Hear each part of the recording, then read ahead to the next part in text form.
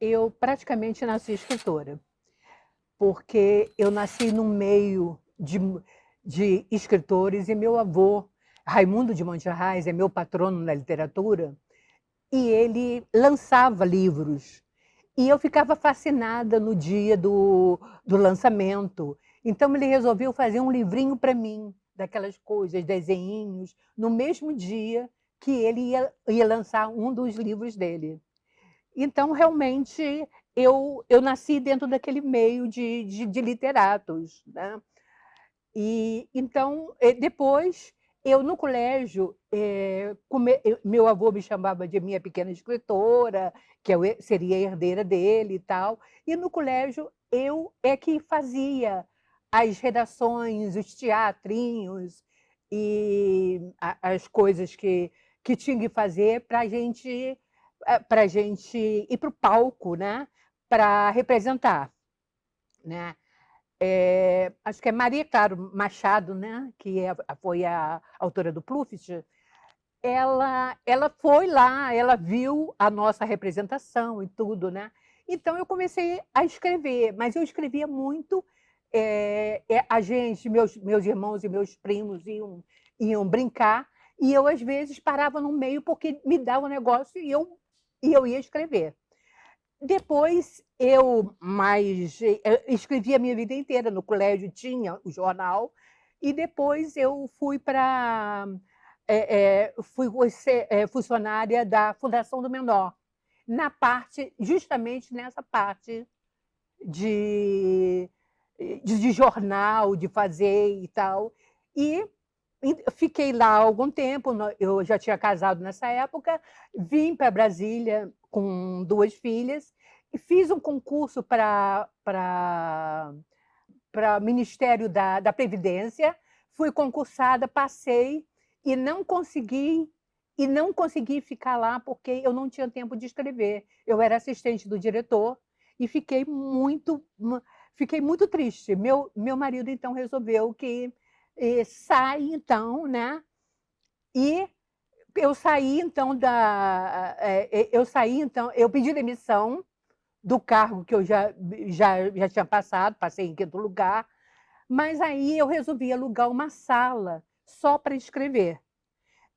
Alugamos essa sala e depois formamos lá, por um acaso, formamos o Centro de Treinamento de Línguas, que eram línguas, mas eu podia administrar e escrever ao mesmo tempo. Quer dizer, administrava uma parte e escrevia outra parte.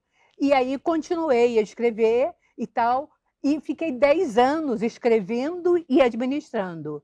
Mas aí eu já estava muito cansada da administração do Centro de Línguas. Saí, fechei, o meu marido foi lá para fechar tudo, para resolver todos os problemas, e eu então mas logo que eu saí, eu fui convidada pelo Dr. Mário Carabajal para ser a presidente da Academia de Letras do Brasil DF.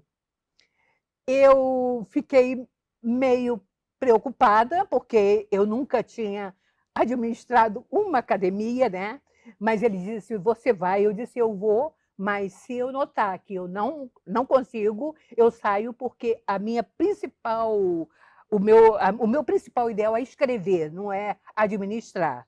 Mas eu consegui as duas coisas, tanto que eu tenho 600 poemas inéditos dividido em pastas de 10, e tenho 600 textos também inéditos. Então, eu escrevia o tempo todo, aí comecei a escrever no Facebook, aí escrevia muito naquele antes do Facebook que existiu, eu estava. Aí eu mandei um texto para Leila Mikulis, e eu achava que eu não ia, que ela não ia aprovar, mas ela adorou e me tornou uma escritora constante do site dela, que era o site maior, né, sul-americano e tal.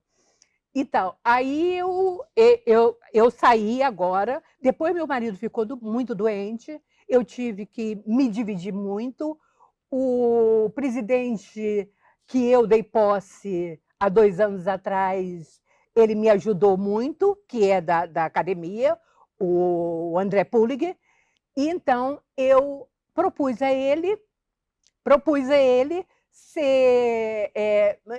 candidatar a presidente. Ele ganhou, está fazendo uma bela administração, e eu, há mais de 25 anos, me dedico apenas a escrever. Eu escrevo em revistas literária, escrevo eu tenho a minha própria página, eu estou no Instagram, eu escrevo para pessoas, às vezes, que me pedem, já até vendi os meus direitos autorais a uma pessoa que eu fiz um livro, então o meu tempo todo foi escrever. Aí eu escrevi 15 livros, mas 3 ou 4 são virtuais. E o Ciganinha, ele era de papel, mas eu mandei para a Amazon, né? E é a vida de uma menina que tem assim, os ideais parecidos comigo, parecido com a autora do livro, e que ela é uma menina que quer vencer na vida, mas ela não compreende as pessoas, uns serem pobres, outros ricos, que tinham muitas órfãs, que moravam no colégio imenso que ela estudava, no Sacré-Cœur de Marie.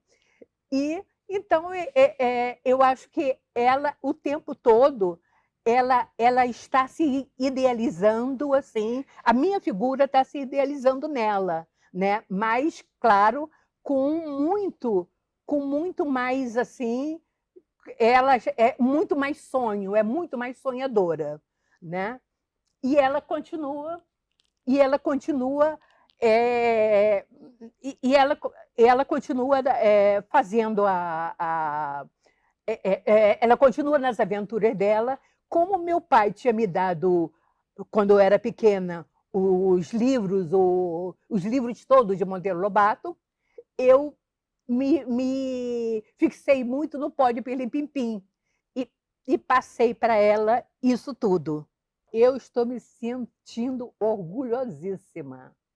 Orgulhosíssima, não porque eu queira ser, mas justamente por ter essa oportunidade.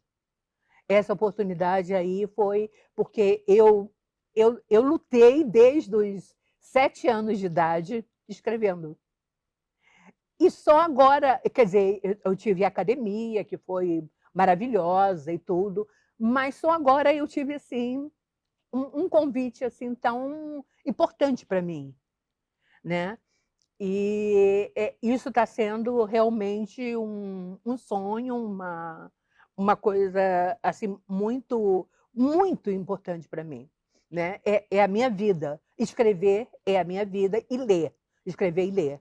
Pois é, eu quero agradecer muito e muito ao Sindicato dos Escritores, que eu sou já afiliada há muitos anos, Tagore Editora, e ao Instituto Fazer o Bem, que é do meu amigo Marcos Linhares. Então, estou muito feliz de juntar essas três potências aí para que eu possa mostrar um pouco do meu trabalho, assim, porque eu lançava os trabalhos, eu ia às feiras dos livros, muito tempo, uns 3 anos eu passei sem ir, porque meu marido estava doente, e agora é a minha oportunidade, e eu devo a essas 3 classificações, ao Tagore, ao Marcos e ao Sindicato dos Escritores, essa belíssima oportunidade.